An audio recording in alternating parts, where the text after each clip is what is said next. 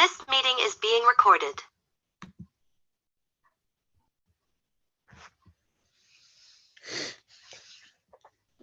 Now then, Mark, are you there? You're very quiet. Have you got your mic on?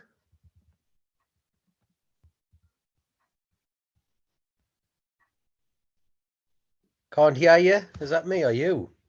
Let's have a look. Still can't hear you. Mark, connecting to audio.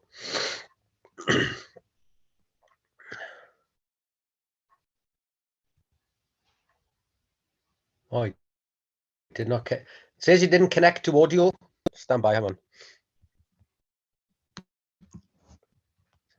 Send you a message. Looks like the boss is sorting it.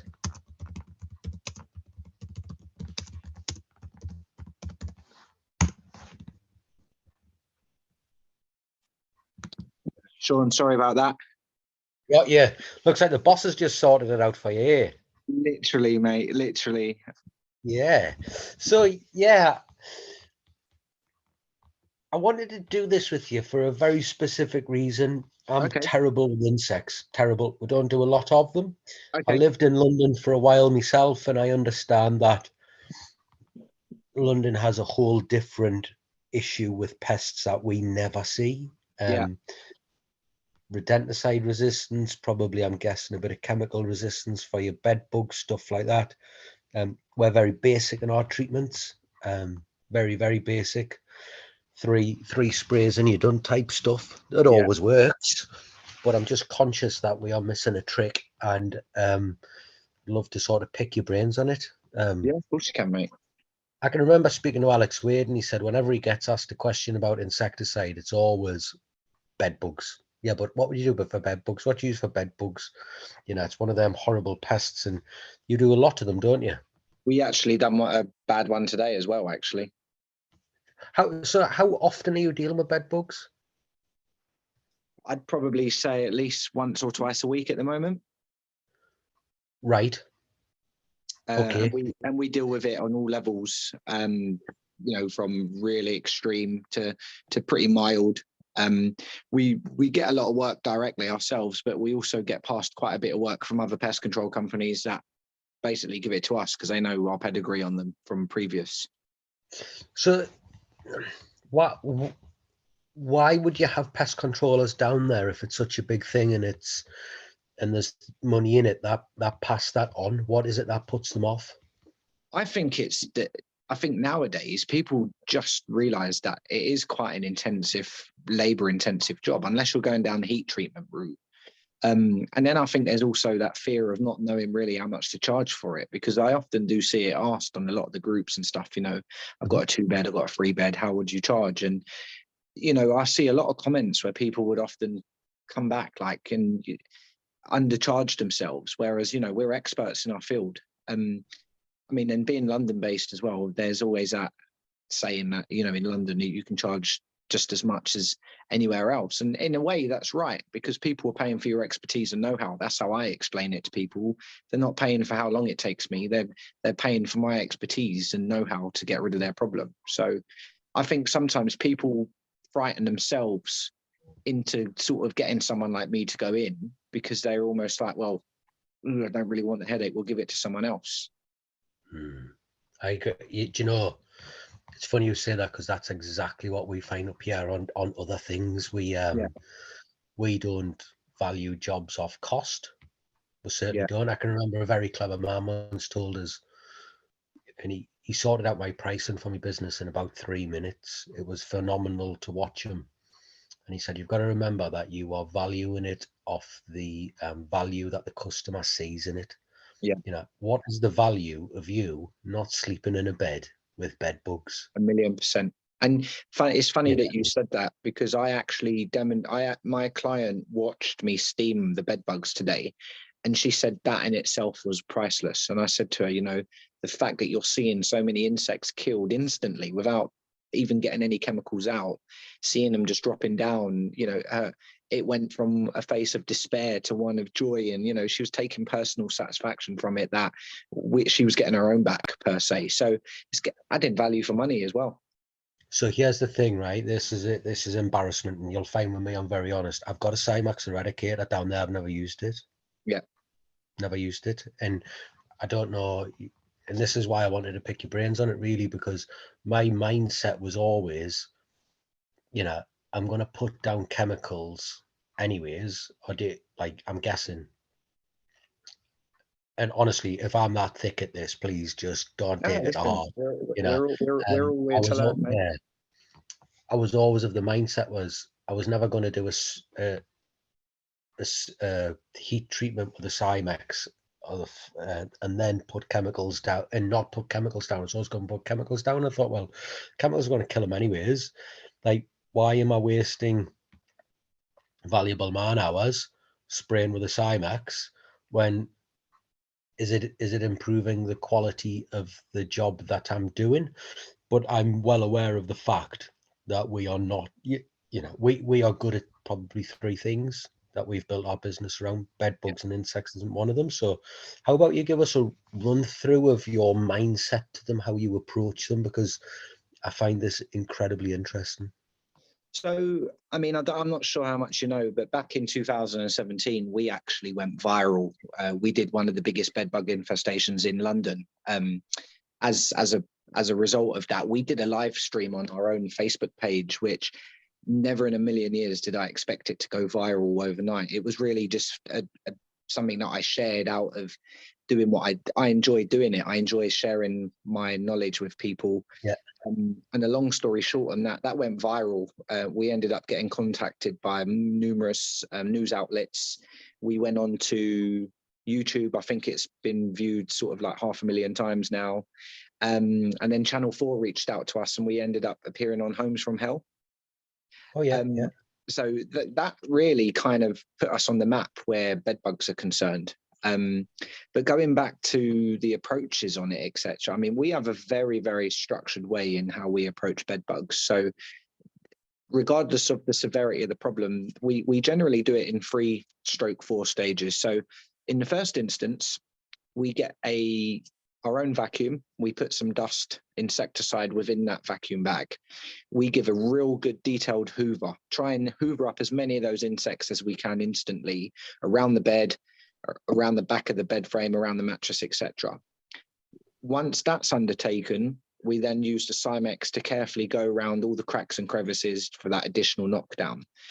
My approach to that is by knocking 60, 70, 80% of that problem without using anything more superior, such as a chemical, we're giving ourselves not only a head start to getting faster and quicker results, but we can almost guarantee the client that they're going to see such a significant difference between today and our follow-up in 2 weeks that their expectations are almost met immediately. And it's such a smooth process in the way that we approach it and explain it to them that they can actually physically and emotionally feel and see the value in what we're doing and how it's going to make such an immediate impact. Okay. Get it. Yeah, that's value, isn't it? Yeah, exactly. And I think ultimately, you know, like in any situation, it's always about managing the client's expectations. And if you're able to demonstrate from where they are before you've started to where you are when you're finished, whether it be dead insects on the floor through the Cymex or opening up, we wouldn't advise opening up your Hoover, of course, with a dust insecticide in your bag, but you can see what I'm saying. The fact that they're seeing far less insects on and around the bed, as you say, you've said it yourself, how much value would you put on an improved night's sleep? So, mate, do you know what it is? This is going a little bit off and we'll certainly come back to it. I went on a certified drain surveyor's course for drains, and the drainage guys were talking to us about pricing, and it's the same fight. We think it's pest control. It's every industry thinks this. Every industry thinks that they are a cheap industry. And I was like, mate, like, pardon me language, how much would I pay for my house not to have human shit in it? And he was like, I've never thought of that. And he was like, do you know, he said, I wouldn't want rats in my loft either. Yeah. And I was like, I know, like, when you look at other industries, but when you're in that industry, people go, oh, we can't charge that. We can't charge that. But when when you forget about being a pest controller, if you've never been a pest controller in your life, and you and your wife and your kids are getting into bed and they're getting bitten and they've got marks on the face and they're going into school, like, what value do you put on that? Totally. Like, And I think sometimes we forget that. Yeah. Yeah. And I think generally across the board, I think you've hit the nail on the head that as professionals, we almost doubt ourselves for how much actually we know and how much training and how much time and effort that we put in, whether it's on the computer or actually going out there or asking on the forums that we're all part of. And I often see it that we're very quick to sort of, and I'm not going to throw specific names out there, but we're quick to judge the larger companies, let's say, charging X amount for treatments. Yeah, if people are willing to pay that and that's what they feel that they're valued at, then why not? I think it's the flip side of that is some of the bigger companies, okay, we know that it's occasionally a race to the bottom on some of the commercial stuff. But me personally, I mean, I'm based in South London and I'm not ashamed to say that I'm not far off Rentokil in my price structure. Now, the reason why I do that is because I value what I can offer my clients. And we're very transparent with that. We make it clear what our pricing structure is and what we do. I know what my competitors do, and I know more importantly what they don't do. So I kind of place myself in between all of that. I've got competitors that I work with, and we work in partnership with some of them. I've got some of them that have nothing to do with me at all. But the point being is I try and place my company and my associates where we can help when needed, because they know that we can be trusted in what we do. And that's what I pride myself on, and knowing that I'm not the cheapest, I'm probably more in the premium range, but at the same time, they know that if they rely on me, I'm not going to show myself up, or more importantly, them, because, we like to feel that we know what we're doing. Yeah. See, who taught, were you an ex-Rento Tech?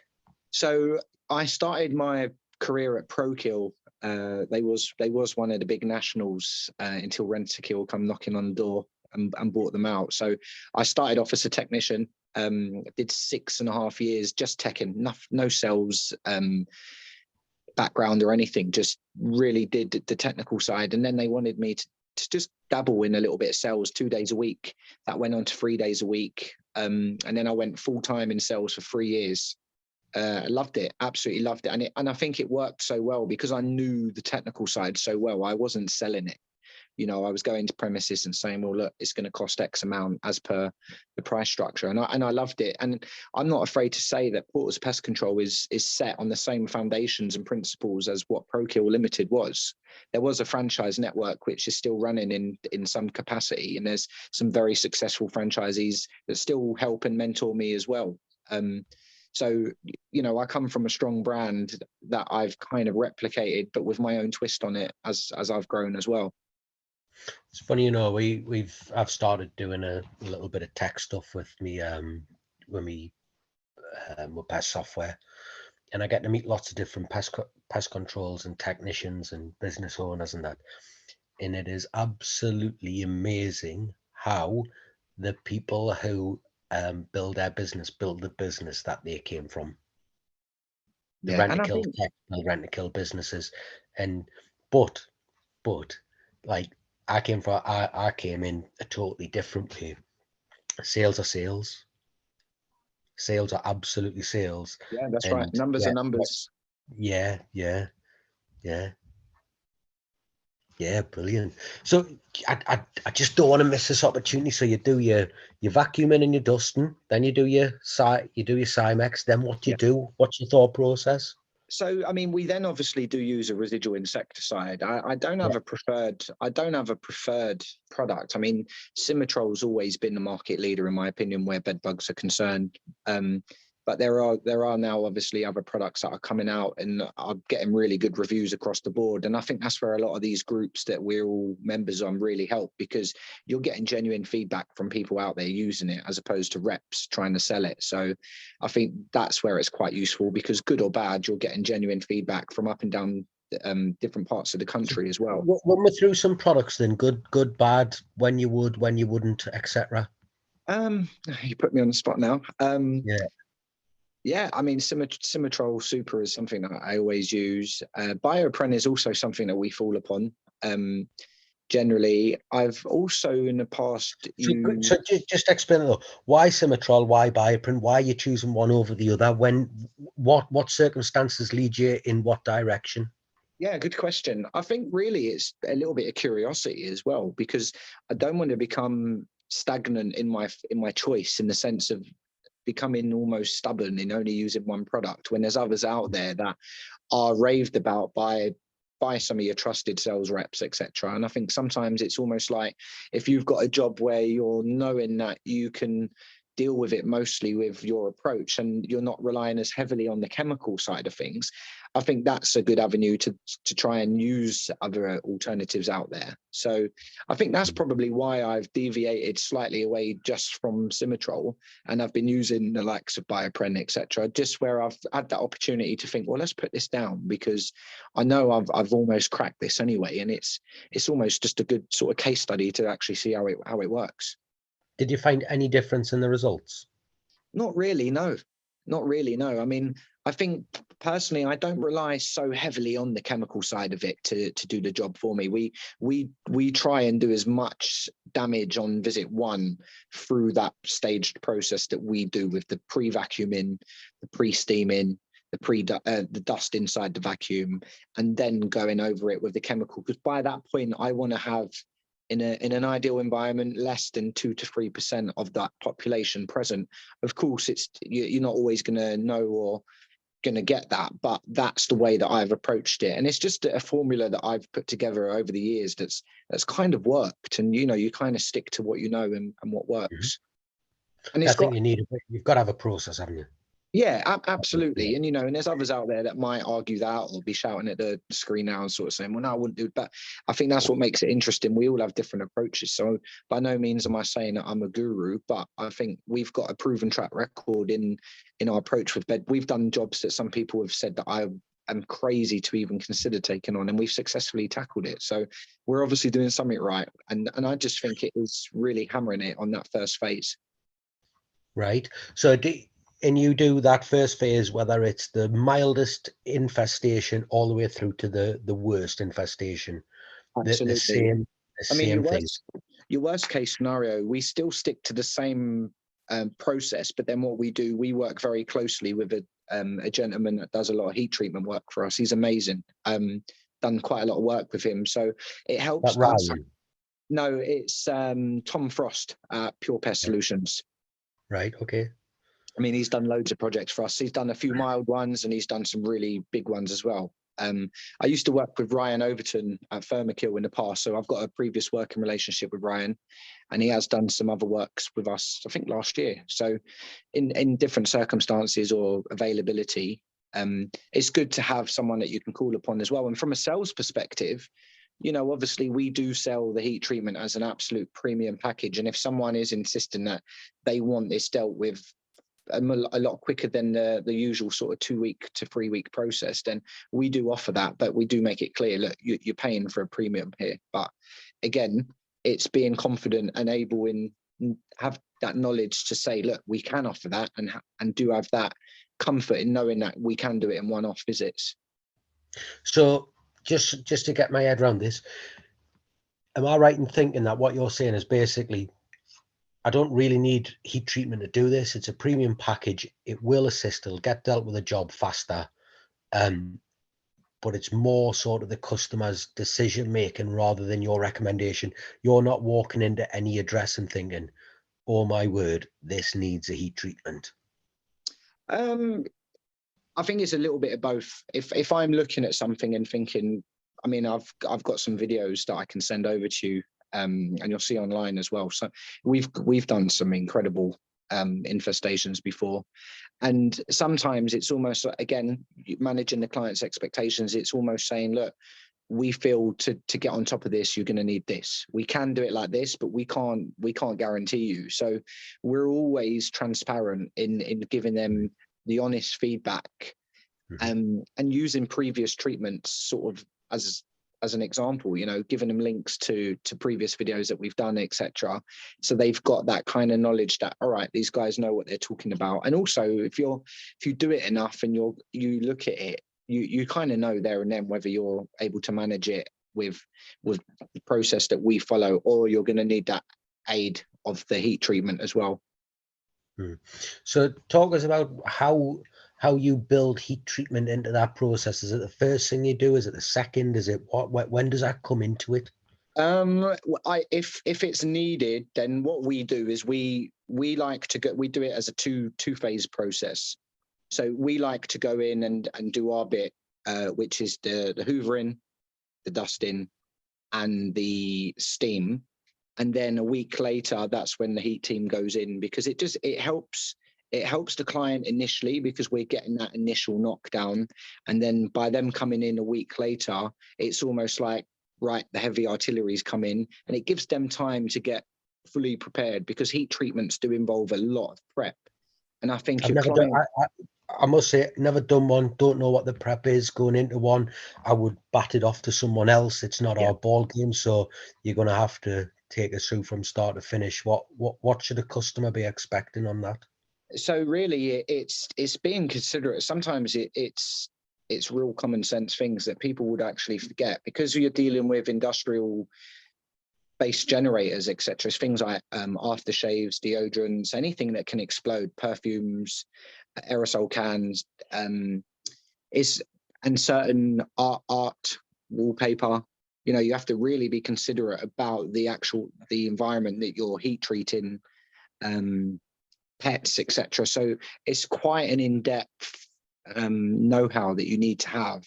But again, working with the guys that we do in the heat teams, they send over a prep sheet, if you like, which allows us to give that to the client. And while we're on site, we can go through that with them and say, look, do you have any concerns, or have you got any objections to any of that? Because we need it to all be ticked off before we can get them in. So again, that's where the added value comes in, with us actually being there before the heat team comes in, so we can hold their hand through that process. And by the time that the heat team goes, they're fully prepared, and it allows us to give the guarantee that we give. You know, we give a 6-month guarantee once that treatment's been completed.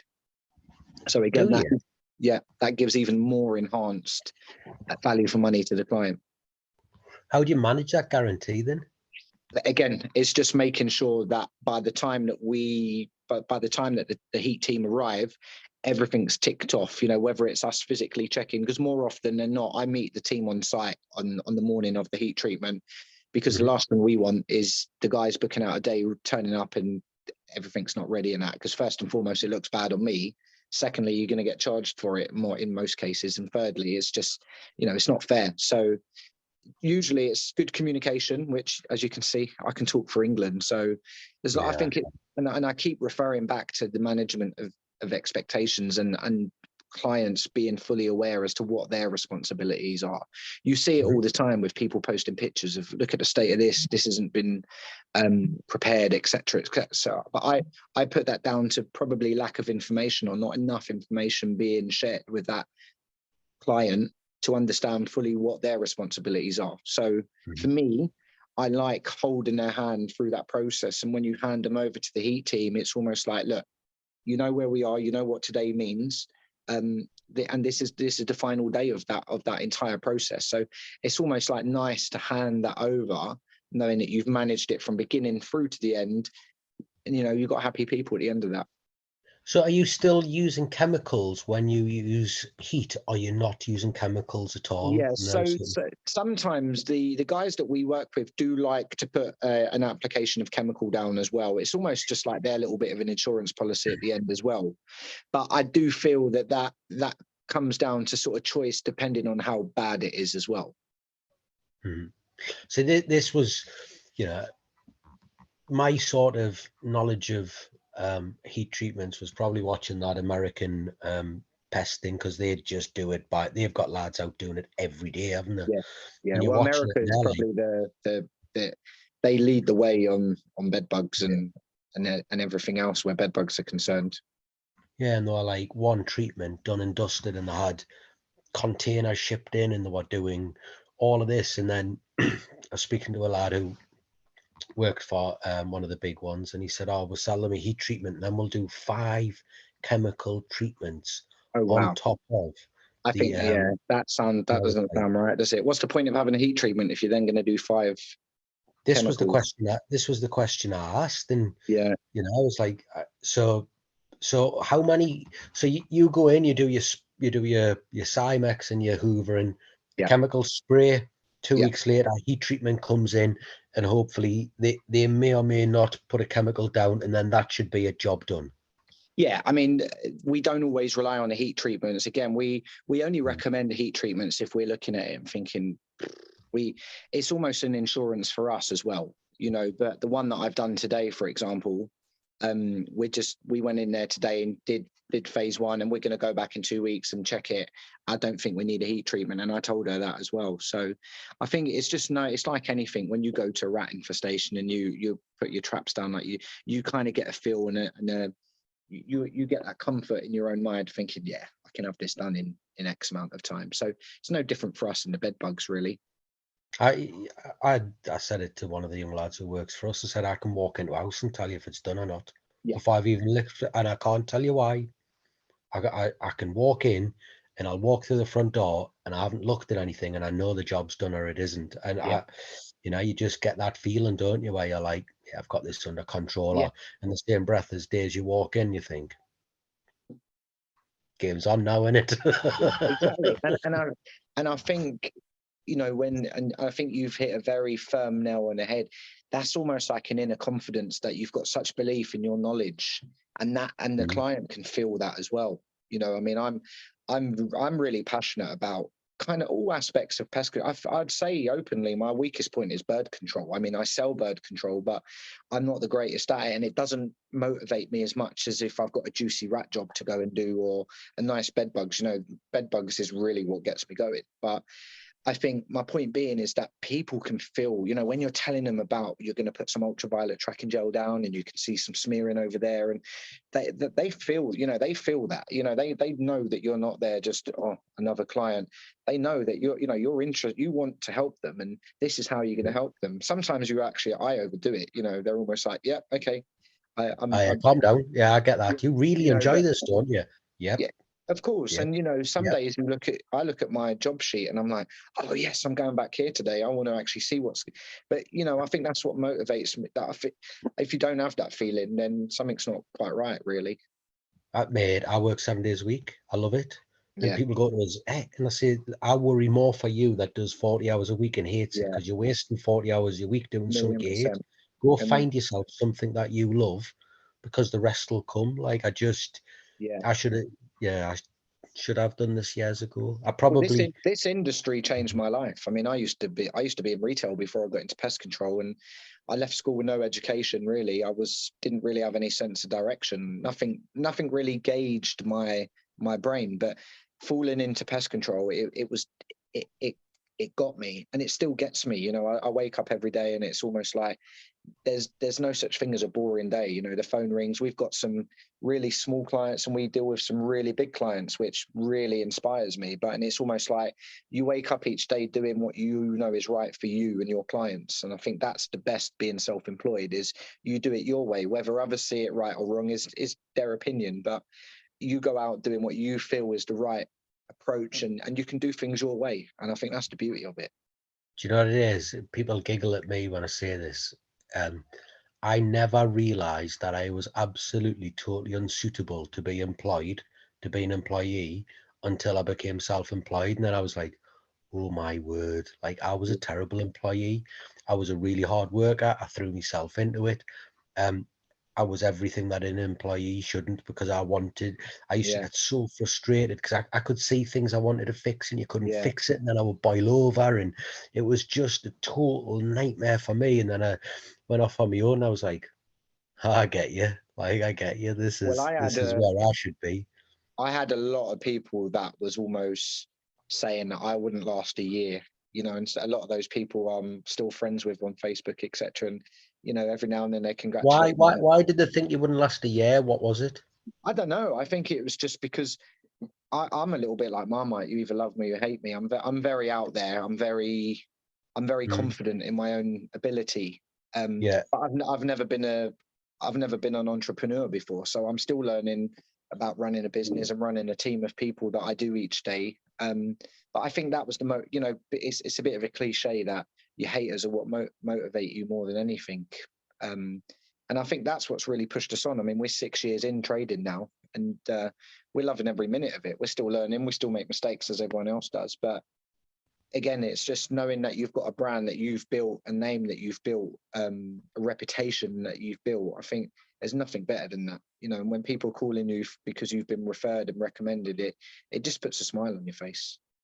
Yeah, get it. Absolutely get it. We get 1 or 2 jobs through like that, and it's nice in it, especially. But you're right about the Marmite thing. I'm exactly the same. Like, you could have said that about me, and every single second of that sentence would have been absolutely right. But I think you're right. As you get older and you understand, like, that not everyone's going to be happy. But when I asked you, in the back of my head, I just think usually the people who don't want you to succeed are the ones who aren't brave enough to do it themselves. 100%. I mean, I'm afraid to use the word, but there's quite a few keyboard warriors that try and put you down that don't work for themselves. And I'm not saying that there's any shame in being an employee. I've been one, but often the people that give you the snidey comments and that are the ones that are safe in the safety net of working for another company and don't take the risks that we take. I mean, I've got 5 children, so I've got 5 children. So for me, I've got huge responsibilities, which is my own self-made responsibilities. But I've got 5 children. There's 4 of us out on the road, and I've got girls in the office as well. So, every day I wake up, I've got to go out and make money to pay everyone to support my children. But I use it as a motivation.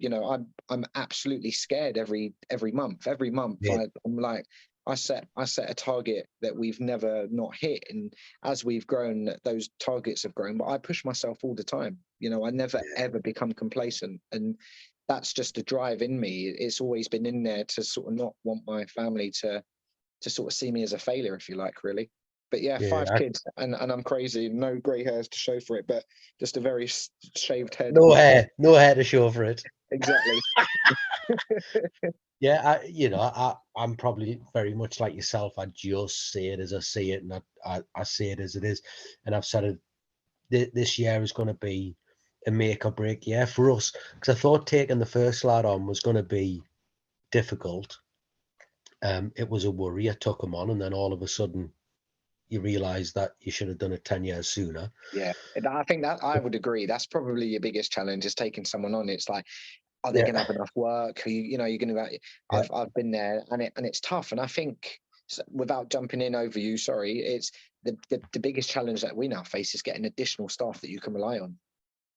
Yeah, I don't know if you can give any advice on this, because we're going for a second one. And the problem that we have is I'm a grafter, like anyone who knows me, even people who probably hate us, I'm a grafter through and through. And when I had one lad, I always knew I could go out and work hard enough to provide for both of us and the family. Yeah. Taking another lad on now, I think, I don't know if I can provide 3 lots of wages and pay the bills and do all that. Like, I'm going to have to get yous to do stuff.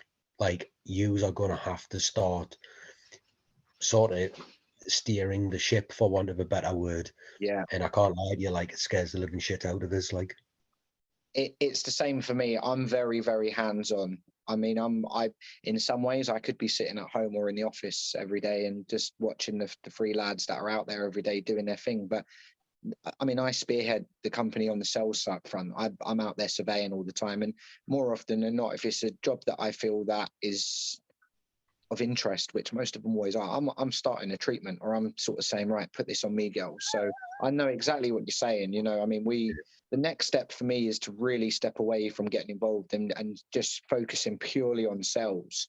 But I know exactly what you're saying. It's just I'm the same. I wear my work top every day.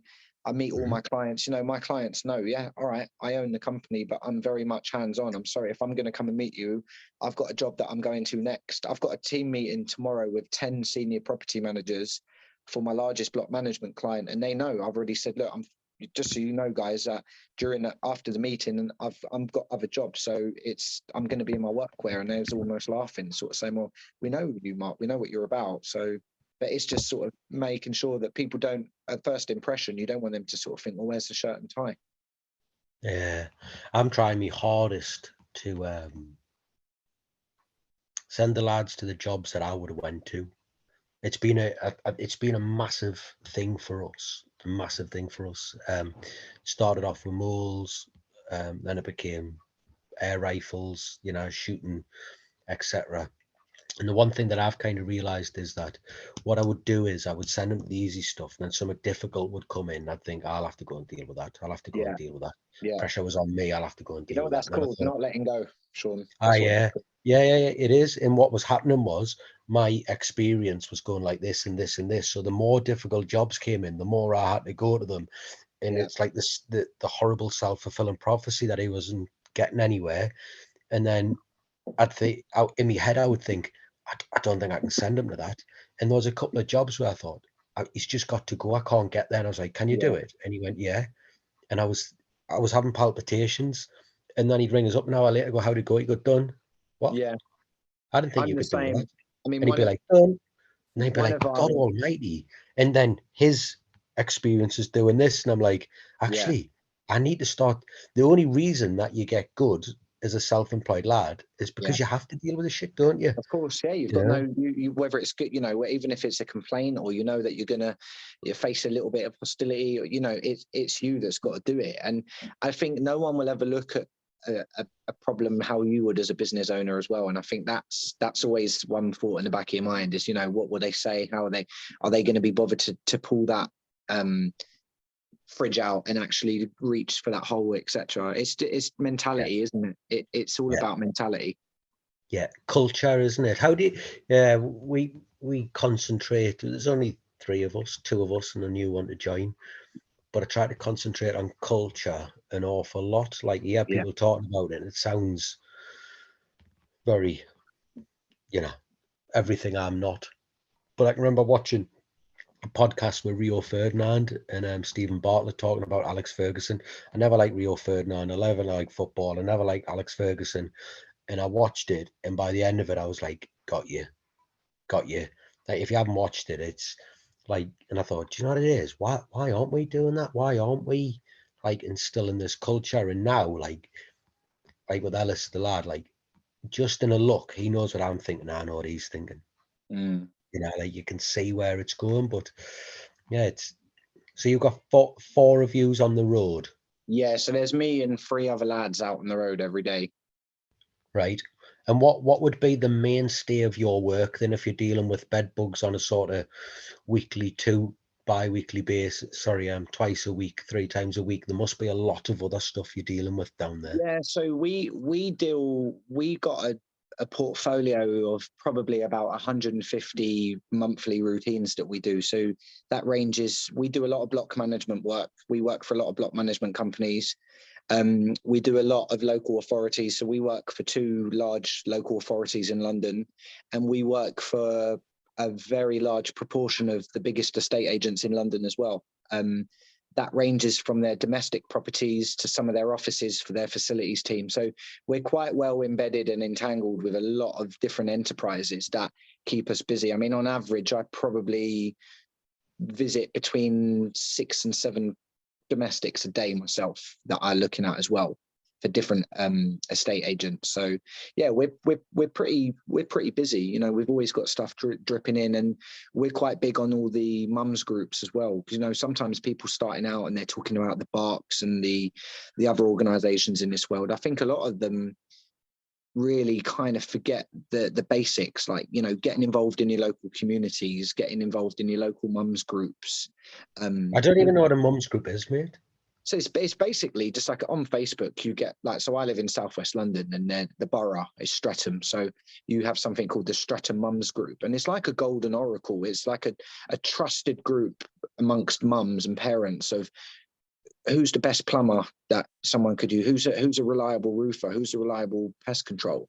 And within our particular area, like, we've very much fast become one of the leading recommended providers on there. So we get on average 5 or 6 inquiries a week of people sort of saying, look, you've come recommended, can you help us out on this? So we've worked really smart and hard to kind of, again, like I say, know our competition and understand our competition as to what they're offering and where we could fill in the gap. So, and that's where we've really exploited that and kind of tucked ourselves in at the, I'd like to say the top, without being disrespectful to any of my competition, but I've been smart about it basically.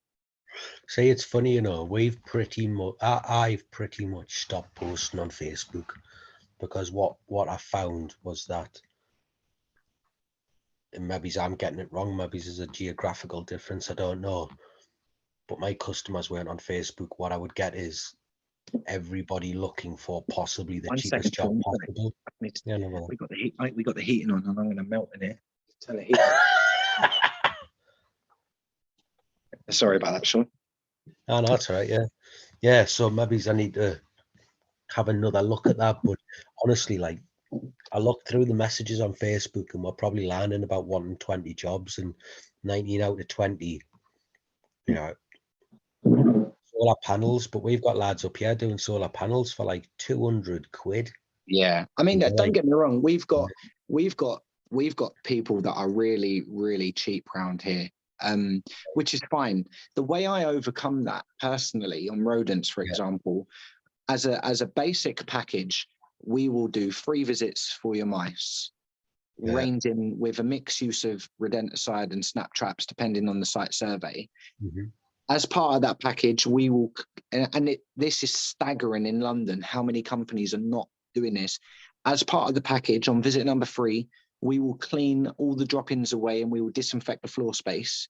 And we include all. Now, we love proofing. I post all the time of my proofing. We absolutely love proofing. Mm-hmm. We do all of that as well. So we try and roll all of that into one package for a set price, and people pay it because we're very transparent. And we explain, what we do. We do the external proofing as well on air vents and stuff like that. And the formula is pretty similar to that I learned at ProKill back in the day, but I've evolved it over the years with my own twist and my own kind of outlook on it, and it works. Yeah. And are you including that proofing within the cost of the package, or is that an extra that you add on? I mean, I generally, and people sort of say the size of a tennis ball, I look at it because I've done proofing for so long now. I look at things and think, well, if that's going to be a bit of mesh, I've always got mesh on board.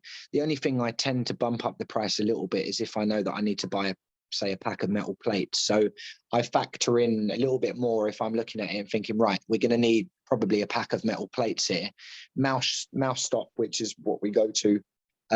We buy that by the box anyway. We buy sort of 10 cases every other month, probably, give or take. So we do a lot of proofing. Yeah, we go for a lot of proofing, and it's something that I enjoy. It's a bit of an art. Not everyone does proofing, and I'm not knocking anyone that doesn't get involved. We offer it as an extra, so maybe we're getting it wrong there. But the flip side to that. Long, does it? The flip side of that discussion is that maybe we're getting it wrong in the sense that we're offering it as a package. But the way I looked at it personally is some of my competitors don't offer it at all. Some of them will say you need to get a builder in. And it was just listening to the feedback of the people. Well, are you then happy to then try and find a builder as well as a pest controller?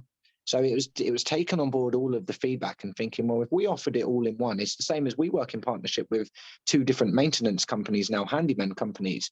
So if we do struggle to get washing machines out of appliances, we tell the client, look, we're going to need to get our maintenance team to come in and do this. So rather than giving them the headache of trying to source someone, we make it clear, look, there's going to be an additional cost for this, but we sort all that out. And, where needed, if you need to put a small management fee on top of that for doing so, then that's another revenue stream as well.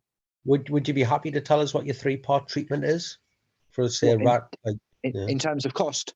Yeah, £400 plus VAT is our starting price. Yeah, you're like double what we are. We're 210 plus VAT. So now, when I started, we was £220. Is what we started at, and I'll be brutally honest. As as time has gone on, it was almost a case of let's just see where we are in the market, you know, because we was getting our hands snapped off at 220. And don't get me wrong, I was happy with 220. I'm not greedy. And the justification of me now charging the £400 what we do is because I value what we offer and the way that we offer it, and the fact that we offer the cleaning and disinfecting as part of that as well. I feel that that's a reflection in the service that people get. So wrongly or rightly of what others may think. Is this a recorded meeting? Yeah, fine. So you know, people might be screaming and saying that I'm extorting, and you know, they're entitled to their opinions. But personally, we're talking about Porter's Pest Control. I value my business that if people are coming to us for our expertise and know-how, that's what they're gonna have to pay if they wish to. We're not fleecing them. We're not like some of the companies out there that are pulling people's pants down. They know the prices before we go. We always send them a written quote before we go. We always do a survey anyway, and then we send them a quote. So no one's tied into anything. They're made aware as to what needs to happen. And more often than not, they're happy to go with us because the process is made very clear. They're understanding as to what we're going to do and how we're going to do it. And because I go and do that survey in the first instance, I've got an idea as to, you know, knowing that we're going to get on top of it or not. So yeah, I think, and I might be wrong, there might be people who watch this who kick off. I think in my area, we are the most expensive in at that as well. We're competing against, well, but that being said, I think you're absolutely right. It is that value. I don't see it as fleecing anyone at all. You explain it, you know what the value is. And it's funny, you know, that drainage guy I was telling you about, he said to me, he said, if you told me it was 500 quid to get rid of rats out my house, he said, I would throw the money at you. And yeah, I was also thinking, this is expensive. And I'm saying to him, if you said to me it's 500 quid to fix my drain so my house wasn't full of shite, I would be throwing the money at him. And he was like, but I think I can only charge you 120. And I was like, it's just this industry thing, isn't it? Where I think we maybe hang around with our competitors a little bit too much at times, and we aren't sometimes brave enough. And I think from my own personal outlook on things, Sean, I always look at things and I might do 6 or 7 surveys a day, but I treat every single client as an individual case, and everything is site specific. So I might go to a job where the basic cost is £400. We won't do anything for less than £400. But if even it is big contracts, even block bookings and all that, it's 400. No, so the my block management stuff, that's sort of costed separately because all of that is on a monthly contract. So as I say, we've got about 150 sites that we look, give or take, that we do monthly. So I've got one guy that his job role is he looks after those sites each month, and he's very happy with that. He gets on with it, etc. But I mean, don't get me wrong, if someone says to me, which often happens, that we got 5 properties in a block, would you do some sort of discount on the basis of knowing exactly what we're dealing with? Then yeah, we're pretty flexible on that, because you know, at the end of the day, you want the business. But I think the point I'm making here is that if someone's happy at going in for nowadays for £200 and they're happy earning that, then fair play to them. And yeah, I am. I'm more like, honestly, I'm more than comfortable with that, like where we are and what we do. But I must stress, we have other work. Like, yeah, of course. You know, I'm more than happy to see it, and I'll tell people, I'll sit on my hands all week waiting for a £5 job coming in. Yeah. So there's a little bit of pressure for us where we're like, it's got to come in. Yeah. So that sort of work keeps things ticking over, and then we make money in a totally different sort of. I think it's just, people need to be open-minded that, you know, at the end of the day, we all learn, we all have different outlooks on how we deal with things and how we charge our clients, etc. But at the end of the day, it comes down to what you value yourself and your services at. And there's no right or wrong. If you charge X and I'm charging Y, there's no shame that I'm charging this and you're charging that. At the end of the day, if you're happy, we've all got different circumstances in life, whether we've got stuff to pay for or whether we just decide to do that. It's no one's business really to be putting someone down for that. And I think that's sometimes what annoys me a little bit when people say, oh, how can they charge that? Or you're so cheap, you're a busy fool. But, you know, at the end of the day, if we're out there doing it, there's enough work out there for everyone. We should all just be supporting each other, really. Yeah, see, I think that, and this is my whole thing, I think what happens is everybody in pest control thinks they're hunting the same rabbit, and they're not.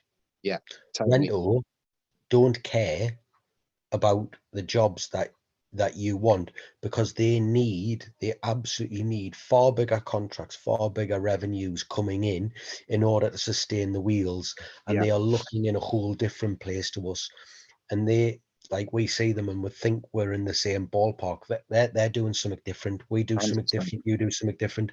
There is someone out there for everyone. Yeah.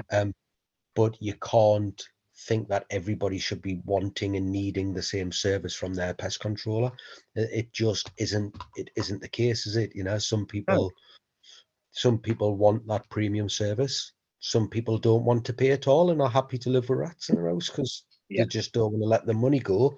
So yeah, I'm glad we can be honest and talk about stuff, because there's, you know, there's it's that old thing in it. Like you speak to pest control and they go, so I told them the price, but they won't ever say what the price was, will they? As if Well, like you know, the and secret. I mean, and to be honest, that's why I asked whether this has been recorded or not, because it's almost like, as I say, you professionally, it's almost like, well, I've got no shame in saying what my starting prices are. You know, I mean, I'm in London. We've got nice branded vehicles. We have, you know, I'd like to think that we're a very professional presented outfit, you know, and Mhm. all of the monies that we charge goes towards all of that. It goes towards the uniform. It goes towards the ongoing training and the maintenance of the vehicles, etc. So when you do break it down, if someone's sitting there thinking £400, you know, when you actually break that down and put it into perspective as to how I'm representing our company, I feel that that's pretty good. You know, we're driving around in branded vehicles. They're far from discreet, my vehicles. They're bright green. They've all got private plates on them. We're always stocked out and everything. I mean, another example as well, on top of that, is I've completely changed the way that I've dealt with rats. Whereas I always used to be Rodenticide from my very early days at ProKill, as technology's evolved now, I mean, we own 8 Reolink cameras now, and we're completely non-toxic because we rely on the technology now. We're putting traps down and we're going down a whole different avenue, where once we've excluded any more rats from coming in, if we've contained any more that's trapped inside, we're then relying on the traps and cameras to do the hard work for us. So it's being open-minded to sort of adapting your outlook on things as well, rather than being stuck in the same way of, well, this is the way I do it and this is what I charge. And sometimes people are so worried and busy about what other people are doing that they actually should focus more on themselves and think, you know what, rather than being so negative and commenting and being so degrading of other people and what they're doing, focus a bit of time on yourself and how you want to progress and how you want to sort of see the next 2 to 3 years. I've wrote it a few times on Facebook. Someone will put something on and they'll be dragging it around. And they'll say, of everything that you could have picked out of that video, you've picked the one thing that was negative. Yeah. There was 99 things that were positive. You picked the one thing that was negative. I was talking to Alex Wade about it, and Alex said, you know why that happens, don't you? And I was like, yeah, because just some people are douches. And he was like, no, it's actually nature. It's built into everyone and everything, that when they walk into a new situation, you look for the things that are going to hurt you, the things that are going to kill you. Yeah. And I've been on the side of that.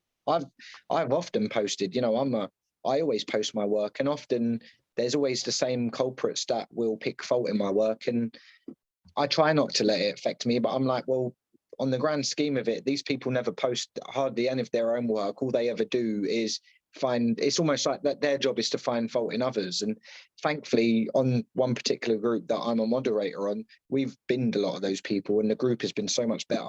Generally speaking. I can't remember who it was, but someone had put a post on about that, and I can remember a comment that had said, remember, the silent majority thoroughly enjoy watching what you are doing. Yeah. And I was saying, do you know what it is? It's true. There's like, at both ends of the spectrum, you've got the really extreme people who are going to help you, and you've got the really extreme people who are going to try and throw you to the wolves to to make themselves feel a little bit better Yeah. because the day's been shit. But actually, they're like probably 5 and 1,000 at both ends. The others are just a silent majority. They're not going to stand up for you. They're not going to help you out. They thoroughly enjoy what you're doing, and your Yeah. time is well spent. And they pick things up. And I often get and I know you're going to go, yeah, happens. You get private messages off people saying, "Do you know what it is? I really enjoyed that. Thank you very much. You couldn't help us with this." Blah, 1,000,000%. blah, and you're like, yeah. And they would never say it openly. And I think that's absolutely fine. We're all different. And me and you are chatty people and we'll post it. And it's not for everyone. But yeah, like I giggle and I tell you, and I know you're going to go, I do exactly the same. When you say you remove people, I do exactly the same. When people comment and it's negative, I don't think about their comment. I put their name into that group and I look at their comments. And if they've got You know, 10 comments, that's scary because I've done yeah, exactly the same, and it's so consistent in what they're doing. yeah, negative, negative, negative, negative, negative, negative, negative. I just go block, bye. And if I get there and it's like negative, positive, negative, positive, negative, positive, I'm like, I need to listen to him. He's balanced. Yeah. Do you know what I mean? And if it's positive, positive, positive, positive, positive, I think I'll keep you on there because you'll probably make us feel good about myself later on when I've done something shit. You know, I mean, at the end of the day, no one's perfect. You know, I've Yeah. been ripped apart. I put a post on which I thought was really good, and I actually took some really constructive criticism out of it. And I was like, do you know what? I know actually learned something. I know the post you're going to tell us about. I know exactly which one it was. Was the alley with the gravel? Yeah. Yeah. I done one with the trap and I got hauled over the coals for that as well. I was like, but yeah. at the end of the day, I think it's you have to. I think it's a balance. You know, people have to understand that. You know, and as you say, not everyone wants to post stuff on Facebook, which is fine. But for those of us that do and enjoy doing it, if there is, and I know there is a few people that have messaged me on a number of occasions where they feel that you should be doing it, and I've always respected them and said, you know what, thank you so much. I actually appreciate your feedback. But I think the way that people do it when they're trying to mug you off, basically, it's almost like, come on, man, like give me a break. Like we're all in the same boat here. I'm just trying to sort of show this is what we've done and how we've done it. It doesn't get me down, but it's almost like, really, you know, at the end of the day, I'm just proud of what I do, and we've all got different approaches. But if you're going to give me some feedback, at least sort of say, look, mate, I appreciate what you've done, but I would do this, or at least give you some food for thought in a constructive way, as opposed to, oh, well, I wouldn't do that. Well, what about this? And it's almost like, oh, mate, please. Yeah, but Mark, the reality of it is the people who do that, you said it, and that's the other thing. I look at how many posts they've put up that have been helpful. Yeah. And on nearly every single occasion, every single one of them has never posted anything, ever. They won't show you what they do. They won't show you where they've been. They'll tell you where they're going, where you're going wrong in their eyes, you know. And I just think, oh well, get stuff, don't care. Yeah, exactly. You almost sort of get hard skin to it, don't you? You're almost like, yeah, you do, but moving on to a more positive thing. Yeah, go on. Something that I was in a property the other day and I was giving someone some really good advice. And this is some advice for not only the new guys out there, but definitely to the guys that have been running for some time. I gave him advice. He was great. And he said to me, can I give you some advice, young man? And I was like, threw me a little bit. He was a digital marketing expert. And he turned around and said to me, you've got 16,000 followers on your own private page, on your pest control page. I was like, yeah. And I sort of smiled with pride. He went, dude, where's your TikTok? Where's all the links on your website to your Google reviews, etc., etc.? He spent nearly half an hour with me, giving me these ideas. And must admit, last week I joined TikTok, which was quite daunting because I had my 8-year-old showing me how to join up and how to do it all. But I must say, things like that, I think sometimes on the basics, we have to go, whether you're new or an existing sort of company like what we are established. You know, since we've gone onto TikTok now, we've got so many new followers and people were commenting in that. So I think it's almost trying to stay in touch with the way that the world is moving. I mean, our Facebook page, we used to do live feeds all the time and people would join, whereas I have seen it that's really gone downhill. Whether that's because people just getting bored of me now, I don't know. But when I then go onto TikTok, I posted the most basic video the other day explaining where rats were living, where they're going to. I've had 37,000 views on that on TikTok so far. Really? And it's like, what the hell? I almost said to my wife, I said, Holly, this is such a basic video. Like, it's just me sort of explaining, look, guys, the rats are coming across here. There's a bird feeder over there. And it makes me think that, you know, you have to move with the times. And so anyone out I there, hate TikTok. I hate it. I'm the same. I took all social media off my phone because it was too easy to dip in and out and I wasn't getting stuff done. And I felt like my life got better for not having it on there. So I go on about 10 minutes of an evening. I love watching a bit of YouTube for me B videos and stuff like that. And I feel like I've got a bit of zen back. Yeah. And then I'm like, I should really go on there and do that. Even if you do, even, I mean, it's, as I say, it's, I've got we've been on there for 2 weeks now and we've got 250 followers. So we need to get up to 1,000. I mean, I don't mind name dropping, but Lewis Clark of LRC, he's doing really well on TikTok. And if anything, he's also been a bit of a motivator to me on TikTok as well, because he posts anything and everything and people like it. And I thought to myself, let me just give it a spin. And it is good fun because it's yet another platform that you can share your work on and put your hashtags on and put your company details on. So I would say give it a spin, Sean. Give it a spin and see what you think. And to others as well, you know, do you know what it is? I'm not going to, because my SEO guy gives a bollocking because I didn't do anything on YouTube. Yeah. And I was like, what? And he was like, Sean, it's the second biggest search engine in the world. Yeah. And I was like, really? And he was like, yeah. So I've bought Premiere Pro.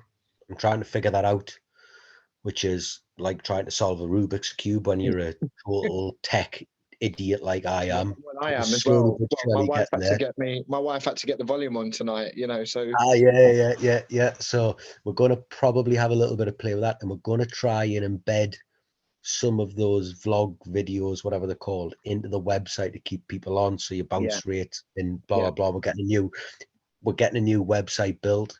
And I'm glad that you said that, because it's going to have the Google reviews on and all that stuff that I don't really understand. And I think sometimes when we're getting jumped on by all these lead generation companies and that, which they probably may serve their purpose. To me, they never have, but I've always had, you know, I've had the luxury of having an existing client base. But I think sometimes the new guys, especially, you have to peel it back, have an appealing website, you know, have good content on your website, have links to your reviews and even to your social media for those that have or want to create that.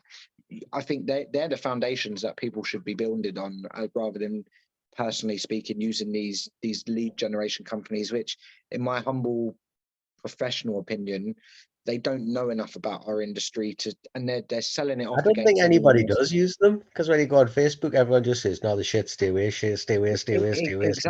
Nobody uses them. How do they survive? Yeah, how does it? Yeah, but they obviously don't they? They just don't like admitting it, rather than saying, yeah, I use Bark, I use. And I'm not by any means am I demeaning anyone that uses and relies on them, because we all have to start somewhere. I'm not saying that, but what I'm saying is that sometimes we overlook the real basic requirements, such as a half decent website with good content, with your link. And I'm a culprit of that. You know, when the guy told me that, I got straight in touch with my network provider and I was like, look, I need links to this and I want that on there. And it kind of just gives you a bit of a fresh perspective of like wanting to then monitor how many new inquiries have we had, or what. Even me now on TikTok, you know, I'm jumping on how many followers am I up to, how many videos are being watched at one time. I tell you the one thing I do want to speak to you about before you go, because I'm conscious of being a little bit.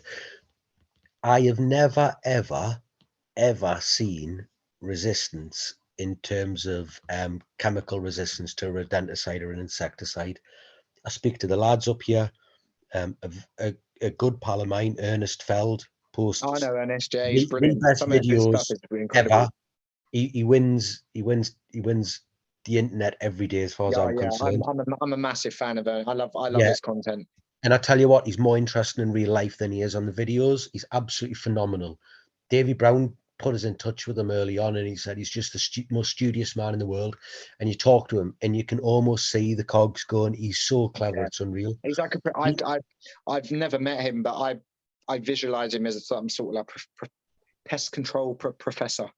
Mate, he walks around with a cap and a jacket, in like a soft shell jacket. You would never think of when you talk to him, and he puts these things on his brill. but he only uses pretty much exclusively difenycum and doesn't have a problem.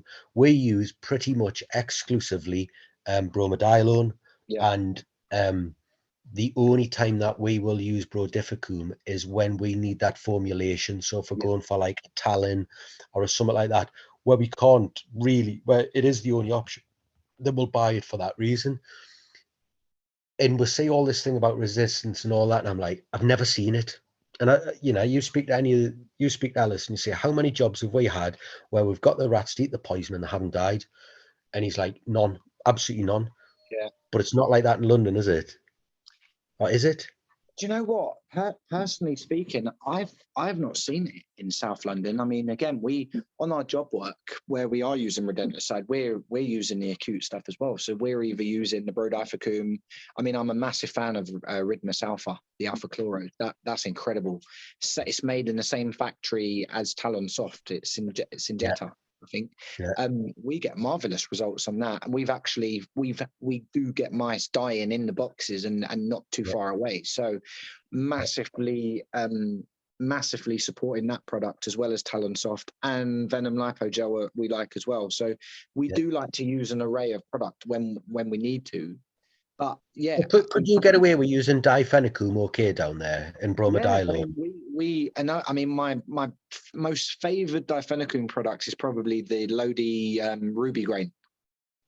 Right. And honestly, I honestly believed, hand on my heart, you were going to say to us, bromadiolone, you may as well feed the Mars bars.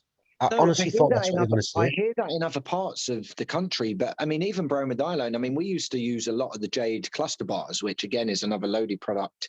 And the rats and mice would be constantly eating it. But it's only one of my colleagues, he actually said to me, mate, I don't even know if this is working because every month I'm going there, like destroying it. And I never had a problem getting it taken, but it did play in the back of my mind that, elsewhere, bromadiolone is probably the most reported resistant product out there, or active, should I say, sorry.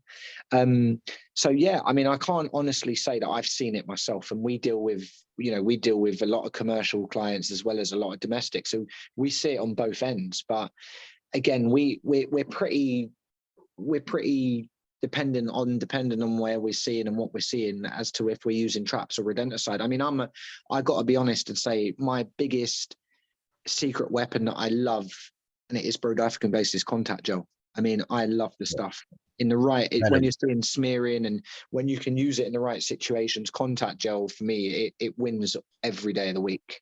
Yeah. We get a lot of behavioural resistance in house mice within Middlesbrough to the point where, and we'll get shouted at for this. You go to TS1 postcode round here, centre of Middlesbrough, we won't bother putting a trap down because all that's going to happen is you're going to spend 2 and 3 visits doing nothing. Yeah. Because on every single occasion, as you say, it's knowledge. People might shout because of the way that the book presents it, but it's knowing your enemy, knowing what their behaviour is like. Yeah, and if we started finding the odd field mouse turning up, we would have a rethink. But I know fine well that that's what's going to happen. Yeah. And the times when we've been caught out is when you went sort of close to TS1, you haven't really thought, and then you're like two visits in, you're like, I know what's happened here. I know exactly what's happened here. Bang some gel down, everything's sorted straight away. Yeah. But yeah, I honestly thought that was going to be. No, honestly, mate. I mean, I'd speak with a lot of guys in London. As I say, we generally, we try and help out and work in partnership with a lot of other London companies where we can.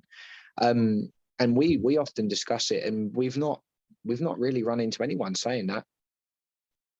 Right. See, I've dealt with numerous jobs where where it gets to a point where you think to yourself, prime example. So we took a farm on, and I don't know how many years we've done it now, 4 years, maybe. And the first year I took it on, we used 30 kilo of poison to get it clear and keep it clear. And that's probably, if you really want to keep a farm clear of rats up here, probably what you're going to throw at them, bromadiolone. Then I moved it onto traps. And the first year that we were killing them with poison, you're getting to a point where you're thinking, there's too many here, they're eating too much, they must be resistant. Mm.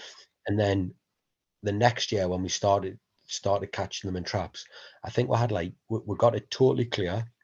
I think I know where you're on about. Are 70, you talking? Is this where you was putting the traps in the pallets? You was doing the. yeah. We had I was 70. following that pretty closely. You come up.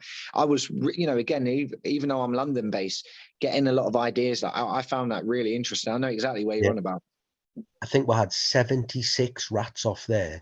And what was interesting, Mark, was because we're using run-through boxes with no bait in them, and the theory is very dead simple. And the theory was that a rat that is living on the farm is a lot harder to catch in a trap than a rat that is moving on. They come down your hedge lines, down your fence lines, they run to your building line, and the first thing they're looking for is some place to harbour. They're looking for somewhere to be safe. So you would build things that the rat would look at and think, I'm going to hide in there. Yeah. And it was really, really interesting because all the rats, the direction would be travelling onto the farm. So we knew big York and rats, and you'd get them. And every now and again, when you had one which was travelling off the farm, you'd have a hunt round and you'd find them, and they'd got past your traps, and you'd, maybe 2-3 kilos of bait. Hang on a second. Shush, Dozy, I'll be a minute. Dog squeaking, it's bait time. And I was sitting there thinking, do you know what it is? But if you've got 76 rats moving onto a farm and they breed, like, no wonder you're using that much bait. So here was me in that first year thinking, they're resistant. And it wasn't. It was just sheer numbers. Yeah. And we've carried that on in our thinking a lot, where it's like, are we just missing a trick? Or are we missing something? And the problem is far bigger than we were allowing for. Drains are the prime example, aren't they? Drains into the house, and they're putting stuff down, and they're coming, and then they jump up to Brodifacoum, however you want to pronounce it, and it seems to deal with it, and they think, and I think it was probably just sheer numbers. You're probably towards the end, and that's all it was. And I'm sure that is the case for up here, because since we've stopped buying, I don't think we use a Brodifacoum product for rats, because all of the stuff we've spoke about there would be a house mouse product. Yeah. For us, talon, venom, contact gels. So we just simply don't use it. We don't get it. But I would love to find someone who is actively dealing with genuine resistance, what they see, how they're getting it, because it's one of them, innit? When you love pest control, it plays on your brain, doesn't it? You're like, how do you do it? What do you do? What you're changing to? How you're getting around it? And I think anyone who's watching this who is experiencing that, reach out to yourself or to me and put us in touch with each other, because we're always learning. That's the beauty of this industry, is that there'll never come a day that you know everything. We're always learning. And I think that's what keeps me so interested, is that whether it's technology or product or active ingredients or approaches, that's what makes it so appealing, is that you ain't going to get to a point where it's like, I know everything. And I deal with a lot of younger guys. I'm mentoring a few people at the moment, and then I've got a few guys that have been in the industry 35, 40 years, that they give me their time every now and then when I need it. So it's nice when you can look up and down the ladder and help those that want to strive to get to where you are, and also have that confidence to read. I did it recently. Steve Pratt at Steve Pratt Pest Control.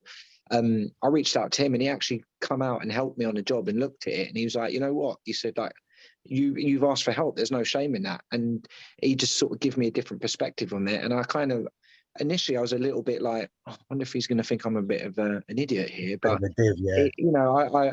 I gained his respect so much more by actually putting my hands up and saying, look, Steve, I've done everything that I've known, but So what was that job? Just quickly tell us what it was that was going on. So we've got a top floor flat where some rats are getting in.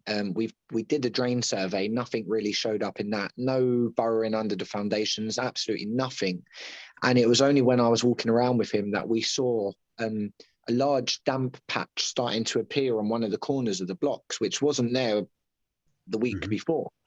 And he sort of looked at that and said there might be some sort of collapsing or something that's going on underneath. So we've got a maintenance, one of the block management clients, maintenance people going to investigate it. And I actually said to him, you need to come back to me and tell me that that's the link to my rats, because you know, we've looked at it in every way possible.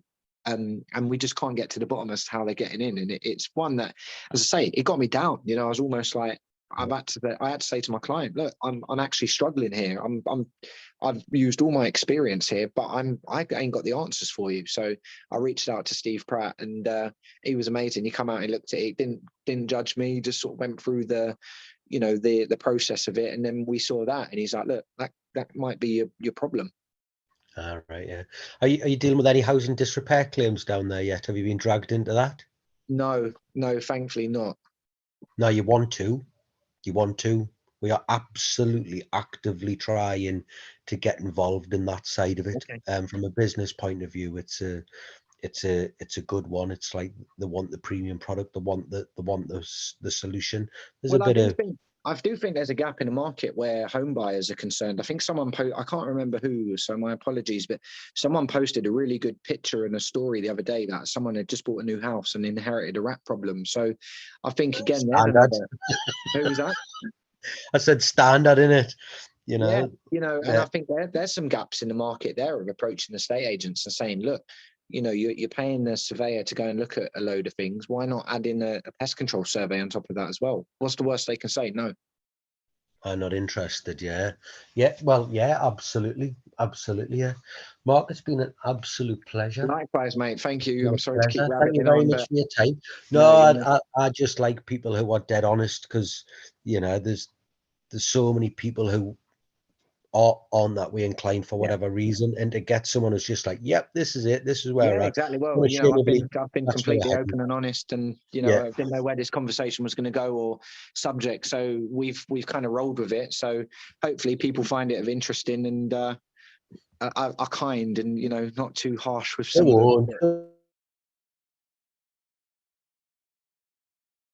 You're still there. They will be kind. Some of them will be kind. You know, yeah. Do you know what it is? Someone once said to me, though, remember, the negative comments drive 10 times more traffic than the positive comments. Very true. In that case, and I was like, what? And he was like, trust us, it's the negative ones that will grow your social media presence. So don't worry about it. Like, I might re-add them. I might re-add those culprits then and get them back on. Oh no, I'm doing what I'm doing, and I don't want them in my life. So I'm just like negative. Have that. But yeah, thank you very much. Are you coming up to Harrogate to the PPC or whatever it is? I don't think I'm going to make that one, unfortunately. No, not too far. I don't mind traveling, but we're dealing with a big underground car park at the moment. We've got 3 levels that we're netting off, so I'm kind of overseeing that at the minute. It's from one of my local authorities, and it's quite a biggie. So I'm just making sure that it all goes smoothly. And you know what it's like, you leave London or you leave wherever you are to go somewhere, and something goes wrong. So one of the lads knows a guy who was a pest controller down Reading, and I can't believe how much your local authorities are happy to use you private guys, because up here the local authorities will just do not look at you. They are not. They see you as a competition.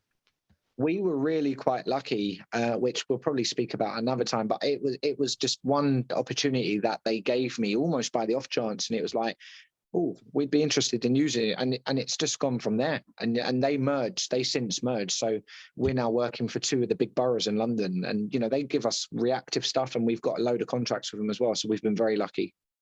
Really? Well, you create your own luck, mate, through hard work and effort. Don't you? The harder you try, the luckier you get. There's no getting around it. But thank you very much. Have a lovely evening, and likewise, I'm sure we'll keep in touch. God bless, mate. Speak soon. You too. Thanks, Sean. Bye. Take care. Bye. Bye.